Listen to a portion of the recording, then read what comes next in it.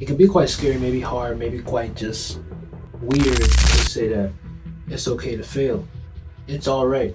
And yes, you may have heard it countless times through people, through YouTube videos, throughout everything. But I just want to really be authentic with you and real with you to tell you here it's never too late to keep going. No matter how many times you keep falling down, no matter how many times you keep going that rut, in and out, in and out, in and out, in and out, in and out, eventually it'll work out for you. Because I always say here, when I always look by this, life isn't always going to be perfect. But you can always choose to improve on what you want to do. And so by choosing to improve, you must first accept the failure. That's the thing. Why don't you just accept the failure and just realize, oh, I'm not perfect. I'm nothing. Not in the way where you're like, I'm nothing and I'm worthless. No, I'm saying you're nothing because, hey, you're not supposed to be something that's unstoppable. Keep that mindset. Keep that high standards in you. But don't think that you should be at it 100% because eventually it will pull you down. And then you have to realize, oh, maybe I might need to just change up what I'm doing here and operate differently. And so you gotta strategize on what's going on. And by strategizing, you must, number two, figure out what are your weak points. What's causing this all to happen? What's causing all these things to fall in place and not in place? What's really not correlating? What's happening within you that's stopping you to do what's happening? Because it don't necessarily have to be the weak point stopping you, but maybe you may be the weak point yourself within your mind, within your body.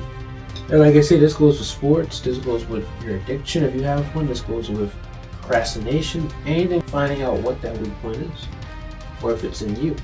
Because sometimes it's always in us. The mental battle is always that thing that always occurs. And that mind can be quite something. And then three, which is you need to ask some fellow peers how they feel about what you do or how you operate in whatever you're trying to do. Maybe they can help you. Maybe they might see something you may not see. And that can always help out. But I always would advise get the most trustworthy people, the most knowledgeable people, because if you get anybody, it'll just go all haywire. When it comes to having high standards, you gotta really know exactly what you're doing. From my experience of just doing certain things, I've realized I had to stop and think, find my weak points, talk with others. Sometimes even just maybe not talk with others, but focus on myself individually, because maybe what I'm hearing from others could be completely wrong or completely trash. Vice versa, myself, my own thoughts can be just as bad and detrimental, just as well as me listening to a detrimental person or a person that's good with a good motivation, a good heart, a good insight, but with maybe a bad detrimental advice. Write down your stuff. Why don't you write down things? Figure out what you want to do better with. That's the best thing to do. Then check them off. The one thing that my teacher says here, and she said this according to studies, but for me, from my experience here, because I only want to speak for me, I'm not going to speak by what a person say or quote them. I'm going to go from my experience here. Doing things on a set time really works. And I've done this before, even when my teacher, before she even told me about this.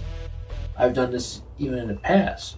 I've always been a person who used a timer to tell myself what to do, when this happened, when this happened. And if you don't have a timer, have a spreadsheet, maybe a little notes or something on your book, whatever it is, to remind yourself it's time to go.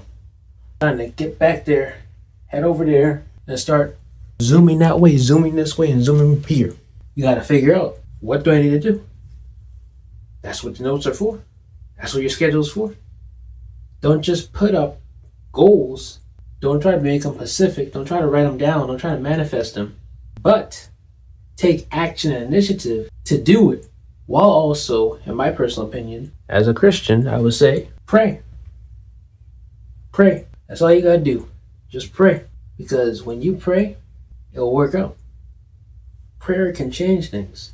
Praying to Jesus Christ can really help you. And you may not be a Christian, or you may be a Christian, but hey, vice versa, believer, non-believer, I'm just encouraging you to pray. Pray, take action, have the faith. Those three things there can already help you navigate into where you can go. You can have high standards, but only God controls your standards, if you know what I'm talking about. So I just really want you to know here on this video that no matter what happens, you must subscribe to this channel, hit the notification button, like the video, and share it before more bad things happen. I'm just kidding with y'all, but hey, if y'all want to still subscribe, y'all can subscribe to this podcast. But if you don't, it's all right. But just please like the video for support. But to get back here, it's all about just processing things, really figuring out what's going on, and knowing that, yes, you're going to fail, but when you come back, it'll work out even better. I hope you enjoyed this video, and goodbye.